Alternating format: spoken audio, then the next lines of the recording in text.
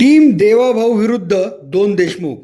सुभाष बापू म्हणजे माजी खासदार, माजी मंत्री आणि विजयकुमार देशमुख म्हणजे सलग 5 वेळचे आमदार, माजी पालकमंत्री असे हे ज्येष्ठ व मातब्बर नेते, तेही ज्या वेळेस सोलापूर जिल्ह्यात एक प्रकारे शिंदेशाही आणि काँग्रेसचे एकतर्फी वर्चस्व मानले जात होते, त्याही वेळेस भाजपाचा झेंडा फडकविण्यात अग्रस्थानी असणारी ही देशमुख जोडी आजच्या राजकीय काळात काहीशी मागे पडताना का दिसत आहे, या चर्चा आज मितीस मोठ्या प्रमाणात होताना दिसत आहेत.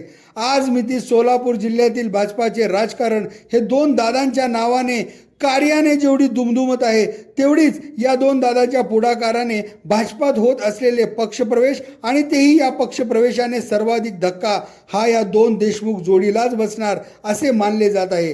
कारण या पक्षप्रवेशात सर्वाधिक या दोन देशमुखांचेच राजकीय प्रतिस्पर्धी आणि विरोधक यांचाच समावेश होताना दिसत आहे.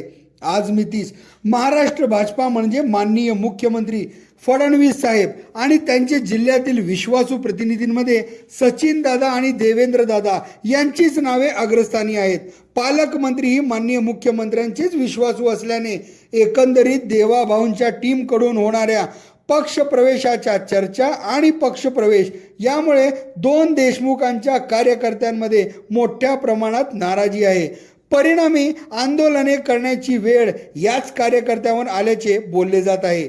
एकीकडे एकाच पक्षात राहत सतत विरोधी भूमिका घेणारे हे दोन देशमुख यांचे मनोमिलन झाले, तर दुसरीकडे टीम देवाभाऊंकडून घेतले जात असलेले पुढाकार आणि अग्रस्थान यामुळे आज मितीस तरी शहर भाजपात सर्व काही आलबेल आहे असे म्हणता येणारे नसून टीम देवाभाऊ विरुद्ध दोन देशमुख अशी ही रंगत किती दिवस चालणार आणि याचे परिणाम काय होणार हे मात्र येणाऱ्या काळातच कळेल.